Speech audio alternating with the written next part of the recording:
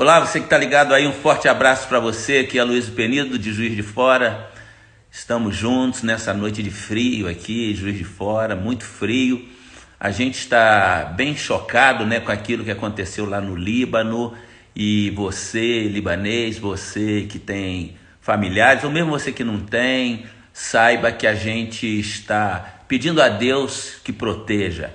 Muitas imagens assim violentas, não é? Que se abateram sobre o Líbano, e não vou entrar aqui no mérito de culpados, de responsáveis ou irresponsáveis, mas esse é um momento da gente se unir com fé por aquelas famílias enlutadas, famílias que perderam tudo. Também em Nova York, não é? A gente tem notícias de um grande vendaval que destruiu muitas casas. O fato é que a gente está vivendo um tempo difícil, não é? E lamentavelmente, em meio a todas essas dificuldades, a gente ainda vê tanta manipulação de políticos desviando recursos aqui no Brasil, principalmente Rio de Janeiro, São Paulo, pessoas desumanas, não é? Que aproveitam um momento como este para manipular números, manipular doença e tirar proveito financeiro, com tantos desvios de verba que a gente está verificando. E hoje eu quero tratar de um tema que é um tema que me preocupa muito, porque eu tenho visto algumas frases que têm sido colocadas por pessoas que não são evangélicas, dizendo: lugar de pastor é na igreja, não vote em pastor que se mistura com política. Você sabia que isso já é uma política, e uma política suja? Então eu quero começar a tratar, esse vai ser o primeiro episódio, porque amanhã estarei fazendo uma entrevista com uma advogada muito conceituada, Fabiola. Sexta-feira é um dia que a gente faz uma entrevista e ela vai estar falando sobre esses decretos e como que vai funcionar o comércio, as igrejas, os templos religiosos. Amanhã, não perca amanhã. Portanto, compartilhe com outras pessoas aí, tá? Dê o seu like, se inscreva se você está no YouTube, no Instagram, no Facebook. Eu vou estar falando hoje sobre a relação igreja e a política. A igreja deve ter relacionamento com a polícia. Você pode inclusive deixar aí o seu comentário, dizer o que você pensa sobre isso, e eu dou boa noite para todos vocês aí que estão me acompanhando no Instagram, também no YouTube, no Facebook, no Twitter. Eu quero fazer com você uma análise sem partidarismo, mas uma análise fria sobre a relação igreja-estado, igreja-política, pastores e política. Deve haver participação, não deve, só que apenas numa live a gente não consegue esgotar um assunto como este. Por que razão? A gente sabe que o Estado é laico, não é verdade? Ou seja, o Estado laico não é um Estado ateu. O Estado laico significa que ele não é dominado por uma religião, que ele não sofre a influência de uma religião, como é o caso de países lá do Oriente, países como o Irã e tantos outros, que a religião praticamente é que conduz o país. Então, nós vamos primeiro deixar claro esse conceito. O Estado é laico, mas o Estado tem interferido nas igrejas. Você tem percebido isso? O Estado é laico, a separação, a Constituição fala sobre isso, separação entre a religião e o Estado. Isso significa que o Estado não deve intervir nas questões de igreja, de religião, nem a religião interferir nas decisões do Estado. Então, separação da igreja ou das igrejas, porque hoje são muitas igrejas. No passado havia uma igreja oficial, e a gente sabe que hoje a gente tem muitas igrejas, e não apenas uma. Então, o Estado é laico, deve haver separação entre igreja e Estado, e eu sou um dos defensores desta tese, separação da igreja do Estado. O Estado não interfere na religiosidade de ninguém, e religião alguma interfere no Estado. Porém, política é uma coisa diferente. Você pode estar separado do Estado, mas você não pode estar separado da política. Não há como se separar da política. Nós fazemos política dentro de casa, nós fazemos política nos nossos bate-papos, nós fazemos políticas em todos os momentos da nossa vida.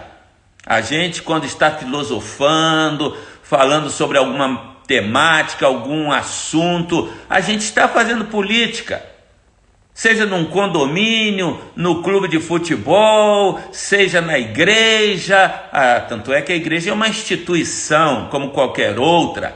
Tem presidente, tem diretoria, tem contador, declara imposto de renda, paga os seus compromissos, tem que ter uma contabilidade terceirizada. Por quê? Porque a igreja, ao mesmo tempo em que ela é vista como povo de Deus, é também vista como uma instituição da sociedade. E isso é muito bom a gente deixar claro. A igreja é uma instituição da sociedade. Agora veja bem, a igreja é separada do Estado, mas deve ser separada da política de jeito algum. Por quê? A política, as decisões políticas, elas interferem diretamente nas igrejas, e seja ela de que linha for, evangélica, católica, espírita, Jeová, adventista, pentecostal, tradicional, qualquer decisão política interfere na igreja. Por exemplo, os decretos que nós estamos vivenciando hoje. As igrejas aqui em Juiz de Fora, por exemplo, foram tidas como não essenciais. Então você vê que a política interferiu na ação da igreja. Se a igreja é tida como não essencial, então ela não precisa funcionar. Aí eu te pergunto, a igreja é essencial ou não? Se a igreja atende pessoas que estão em conflitos emocionais, espirituais, se a igreja atende pessoas que estão passando fome, pessoas que estão na dependência química, a igreja acolhe idosos e acolhe crianças em situação de vulnerabilidade, crianças abusadas.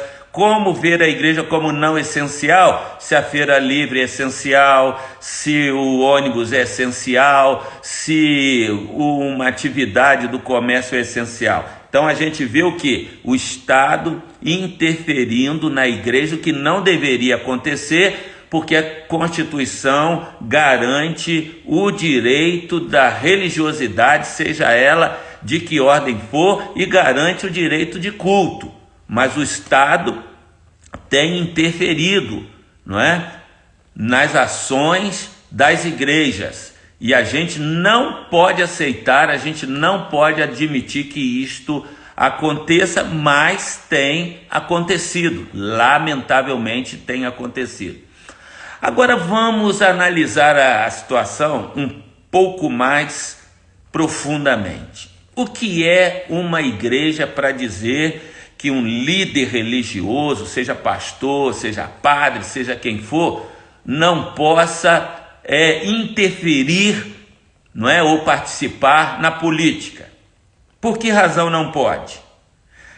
É evidente que isso agrada quem é avesso à religião. Porque uma pessoa séria, e eu estou falando por mim, uma pessoa séria que entra na política não vai deixar roubar, não vai deixar desviar recursos, quer dizer, nem rouba nem deixa roubar, não vai desviar recursos das suas finalidades, não vai usar recursos públicos para, de certa maneira, fazer política, não vai financiar projetos que devem ser financiados pelas instituições particulares. Dinheiro público é para ser utilizado na saúde, na educação, no transporte, na segurança, e não para se fazer festa com dinheiro público, como a gente tem visto nos dias de hoje acontecendo no Brasil. Então, uma pessoa religiosa, um pastor, que conduz com seriedade os recursos da igreja, que administra com fidelidade, sabendo que as coisas não lhe pertencem, o alheio não lhe pertence, que não tem ambição de poder, não tem ganância por dinheiro, como é o meu caso, estou falando por mim, é evidente que se chegar a um cargo público, vai causar dificuldade para muitos que estão acostumados com a velha política. Por que muitos gastam milhões para chegar ao executivo de uma cidade? Eu, por exemplo, sou contra o uso desse fundo eleitoral, que para mim é uma excrescência. Num país em que não há saúde, não há segurança, não há transporte, um país que não há educação de qualidade, você gastar milhões com propaganda política, para mim é uma excrescência. Então eu sou radicalmente contra. E muitas torneiras serão fechadas. Por quê? Porque às vezes contratos que são feitos, como a gente tem visto nos dias de hoje, para compra de equipamentos e etc., esses contratos são superfaturados.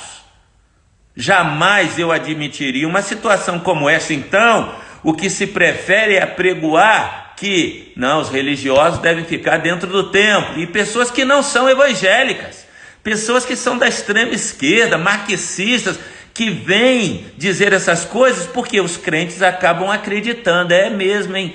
O pastor deve estar dentro da igreja, o pastor não deve se envolver com essas questões. Mas isso é uma falácia. Se o médico pode, o delegado pode, o policial pode, o jogador de futebol pode, quem mais pode? Pessoas das várias áreas podem, o pastor não pode? E principalmente se ele preparado além da vida religiosa, a vida religiosa é uma questão de foro íntimo de cada um. E mais do que isso, o pastorado, ele abrange a cidade toda, não abrange um local de culto, um espaço físico. Por esta razão, que quando Jesus começou seu ministério, o que foi que Jesus disse? Está lá em Mateus, no capítulo 16, o verso 18. Eu edificarei a minha igreja. Então, eu vou começar a abordar um pouco sobre o que é igreja, não é? O Estado, nós já sabemos o que é um Estado constituído. Mas e igreja? Será que todos sabem o que é uma igreja? Para muitos, igreja é um salão, é um local. E não é. Aquilo é um prédio. Aquilo não é igreja. Eu costumo dizer que nem as autoridades sabem o que é igreja. Sabe por quê? Porque a legislação municipal diz o seguinte: os templos próprios das igrejas não pagam IPTU. Os templos alugados pagam IPTU. Ora, essa é uma legislação feita por desconhecimento do que é igreja, porque igrejas são pessoas. Então, se a igreja ela é imune de impostos, onde ela se reunir deveria ser imune, isenta de pagar impostos. Mas, no entanto, se a igreja está num espaço alugado, ela paga imposto. Por quê? Não sabe o que é igreja. Então, para você, o que é uma igreja? É um prédio? É um lugar? Não é. Jesus disse: eu vou edificar a minha igreja. Eu vou edificar a minha igreja, quando ele começou a chamar seguidores. Aí eu te pergunto, de onde ele tirou a palavra igreja? Ele inventou essa palavra igreja? De forma alguma. Ele não inventou essa palavra igreja. Ele usou uma palavra grega. A palavra grega Eclésia vem do grego, porque já existia igrejas na Grécia. No Império Grego, a Grécia é o berço da filosofia. Os grandes filósofos da Grécia, Sócrates, Aristóteles, Platão, Demóstenes e tantos outros, esses homens, eles de certa forma marcaram a história da humanidade. Tanto é que quando o Império Romano dominou o mundo, eles utilizaram a filosofia grega.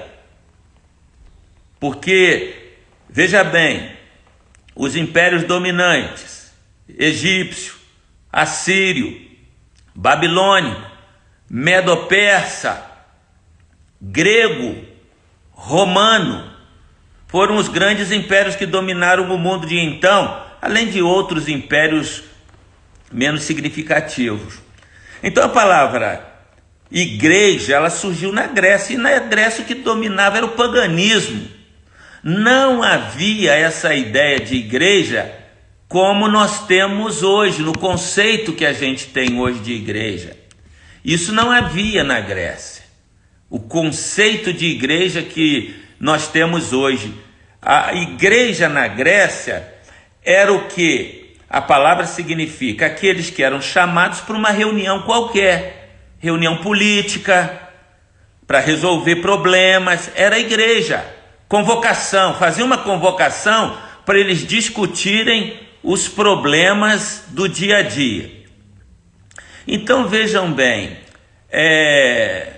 eu aliás estou vendo muitas pessoas aqui, Ruiara, não sei se as pessoas estão me acompanhando no Facebook, não sei se estão acompanhando em outras redes, seria importante você colocar aí, porque hoje eu estou aqui sem o acompanhamento do chat e não sei.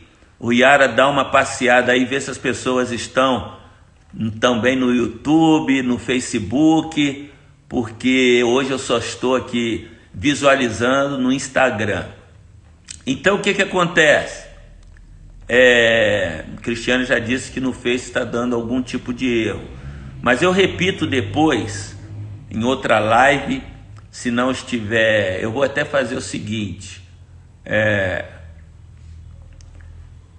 então eu vou fazer o seguinte, eu vou encerrar aqui no Facebook e vou recomeçar, porque você que está no Instagram me acompanhando, não quero que você saia daí não, ok?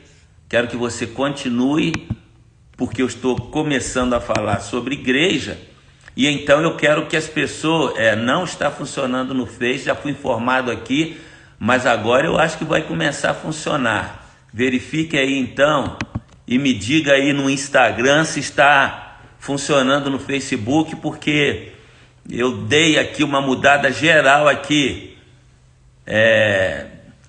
Romênia, você que está me acompanhando, torne a ver lá no Facebook se agora está funcionando. Alguma coisa não está legal, por isso eu estou mais com as pessoas aqui no Instagram. Mas acionei aqui para também transmitir nas outras redes sociais, tanto o Instagram quanto o YouTube e Facebook. Então eu vou voltar, creio que está mesmo dando algum erro, né? Então, o que é, de fato, o que é uma igreja para você? Você que está me acompanhando aí, me responda isso. É templo? Eu volto a perguntar. Não é templo, igreja não é templo. Igreja não é local. Igreja são pessoas. Então, na Grécia, as pessoas elas eram chamadas. Na Grécia as pessoas eram chamadas para elas participarem das decisões, aquelas decisões que eles precisavam tomar. Por isso a Grécia é o berço da democracia. As pessoas eram convocadas para resolver os seus problemas e eram chamadas na praça pública, ali decidiam todos os problemas que eles tinham que resolver. Então eles tinham a igreja. Qual era o propósito da igreja? firmar o reino, implantar o reino da Grécia, não é? Eu já fiz aqui uma argumentação sobre como os impérios se estabeleceram, não é? Mas eu posso dizer aqui rapidamente, só para te relembrar: o Império Egípcio, não é, com os faraós, aquela potência toda, foi dominado pelo Império Assírio. Depois o Império Assírio foi dominado pelo Babilônio. Nabucodonosor, o grande e supremo Nabucodonosor, que dominou a Babilônia. Depois a Babilônia foi minada e dominado pelo Império Medo-Persa. Os medos e persas se uniram e dominaram então a Babilônia. Depois o Império Medo-Persa foi dominado por Alexandre o Grande. Isso inclusive está na Bíblia, lá no capítulo 2 de Daniel. O Império Medo-Persa foi dominado pelo Império Grego, Alexandre o Grande, Alexandre da Macedônia, Alexandre Magno. Ele com 33 anos já ele perde a vida, mas já tinha dominado o mundo de então. E aí vem o Império Romano e domina o Império Grego. E depois, os bárbaros, aquelas tribos bárbaras, minam o Império Romano e destroem o Império Romano. E aí surgem os países da Europa, os reinos da Europa. E a filosofia grega, ela permaneceu, porque na filosofia grega, a palavra igreja, chamados, ou eclesia, as pessoas tinham como finalidade resolver os problemas, implantar o reino, difundir o reino. Aí vem o Império Romano e ele continua com a filosofia grega e mantém as igrejas. O Império Romano agora vai se estabelecendo em outros países e mantendo as suas igrejas. Prova disso que quando Jesus nasce, o Império Romano dominava Israel. Quer dizer, a igreja para os pagãos era, na verdade, o estabelecimento do reino, a expansão do reino, e eles então estão firmados em Israel. Por isso muita gente não sabe. A Bíblia diz que Jesus nasceu na plenitude dos tempos. O que é a plenitude dos tempos? Jesus nasceu num tempo que o Império Romano dominava. Então agora é império contra império, reino contra reino, reino dos céus, reino de Roma. O rei aqui é o imperador, o rei é Jesus. Está entendendo? E Jesus também se utiliza da mesma filosofia, se utiliza da mesma palavra e diz: eu edificarei agora a minha igreja. Porque igreja já existia no paganismo, igreja já existia tanto na Grécia quanto na Roma antiga. E Jesus diz: eu edificarei a minha igreja. Então, quando ele diz isso, ele chama pessoas e discutir os assuntos, todos os assuntos. Prova disso que os discípulos de Jesus perguntam para ele: quando que nós vamos conquistar, não é? Nós vamos sair para a luta, nós vamos conquistar nossa liberdade, nos ver livre do Império Romano. Porque a conversa dele girava em torno das questões políticas, das questões religiosas, e Jesus ele vai mudando o tom da conversa, dizendo do reino dos céus. Mas na verdade a igreja surge dentro desse contexto e dentro dessa ideia. Quando Jesus diz assim: eu edificarei a minha igreja e as portas do inferno não prevalecerão contra ela, o que ele está dizendo? Eu vou fundar agora uma agência composta de pessoas e olha, não vai ter barreira, não vai ter Império Romano, não vai ter império algum que vai nos parar, que vai nos frear. O Império Romano era considerado um antro do inferno, tanto é que os cristãos foram mortos, em Roma, em fogueiras, em cruzes. E a gente conhece a história, sabe que Nero foi o que provocou o incêndio em Roma e colocou a culpa nos cristãos, porque os cristãos diziam que eram a luz do mundo. e então colocou a culpa nos cristãos. Já que vocês são a luz do mundo, vocês vão queimar em fogueira aí, iluminando Roma. Então veja você que Jesus, ele institui a sua igreja, porque agora é império contra império, reino contra reino, rei contra rei. Por isso ele nasceu na plenitude dos tempos. E ele diz que o reino dele não ia ter fim. Ele ia estabelecer o reino dele aqui na terra.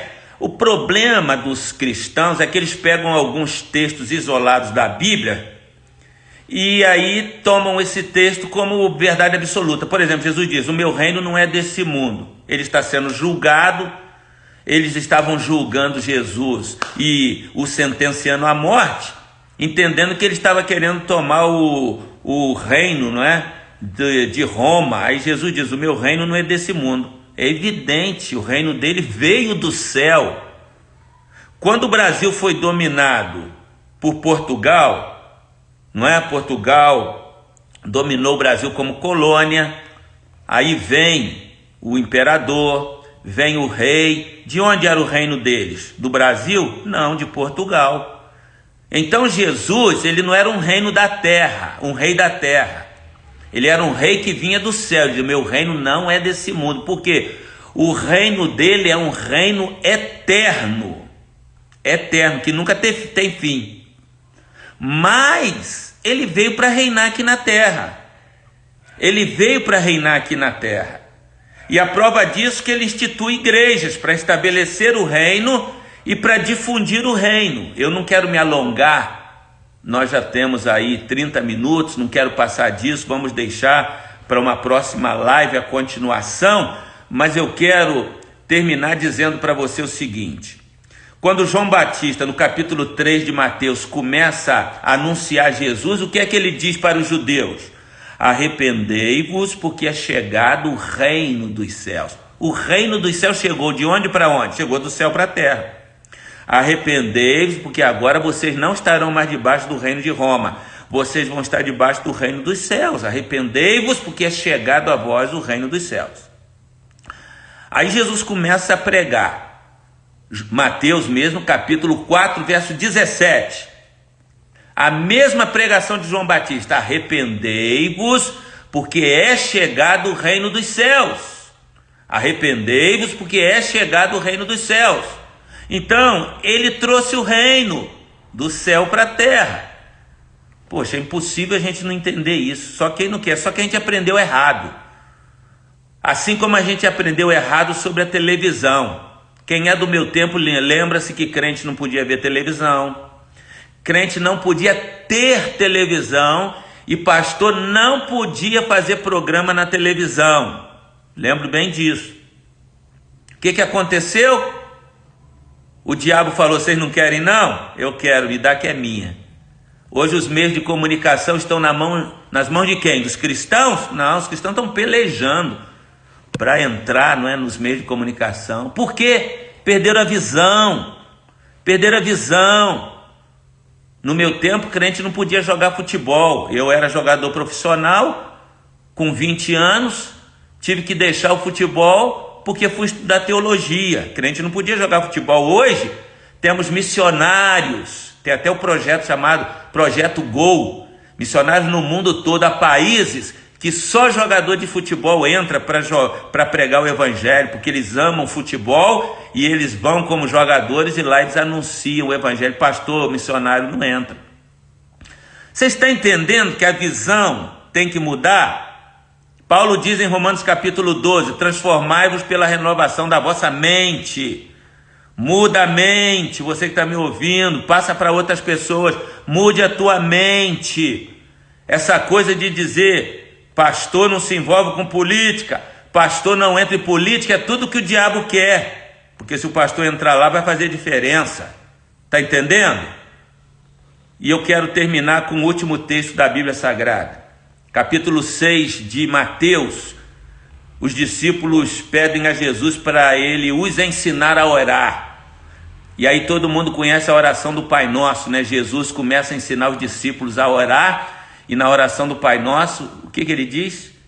Pai nosso que está no céu, santificado seja o teu nome, venha o teu reino. Venha de onde para onde? Jesus ia ensinar uma tolice para os discípulos. Ah, vocês vão orar, venha o teu reino. Não, venha para o céu. Venha o teu reino, venha do céu para a terra. Senhor, nos ajude a trazer os valores do reino do céu para a terra. Valores do reino. E Jesus acrescenta, hein? Venha o teu reino, para que a tua vontade seja feita aqui na terra, como ela é feita no céu. Então Jesus ensinou para a gente. Só não entende quem não quer. Vocês vão orar, e orar não é reza para você ficar repetindo, não. A oração que Jesus ensinou é um modelo de vida. Não é para ser repetido, não, vira reza. É um modelo de vida. Pai Nosso que está no céu. Bom, não vou fazer uma explicação sobre o Pai Nosso, senão a gente não termina hoje. Mas eu quero só frisar esta parte da oração.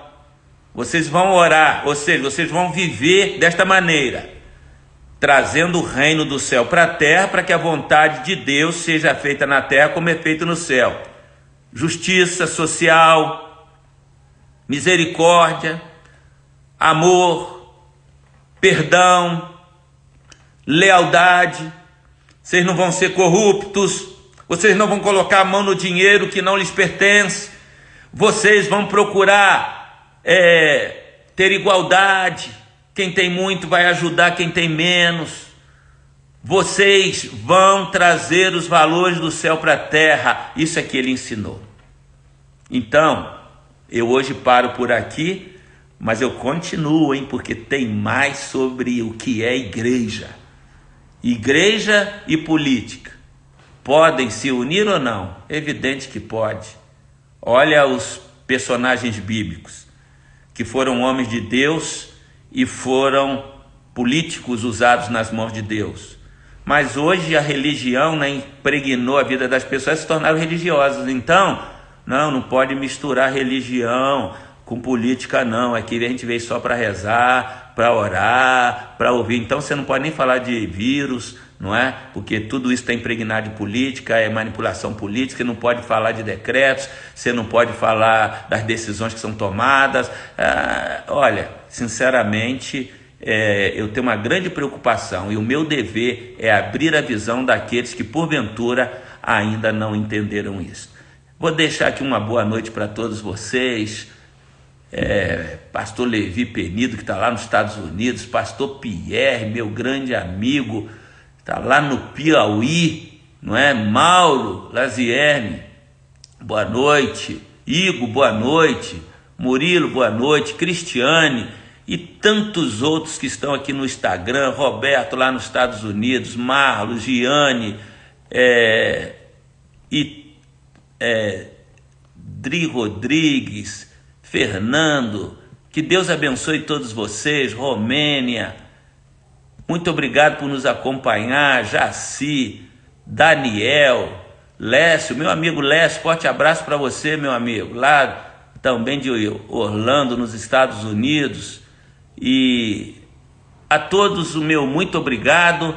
Eu não vou estender muito, mas estarei aqui amanhã com uma entrevista com a nossa advogada, muito conceituada, e te convido para estar aqui, Fabíola, que é também pastora, e vai trazer algumas informações importantes para você. Na segunda-feira eu volto continuando esse tema sobre a igreja e a política. Uma boa noite para você, Deus te abençoe rica e prosperamente, é o desejo do meu coração.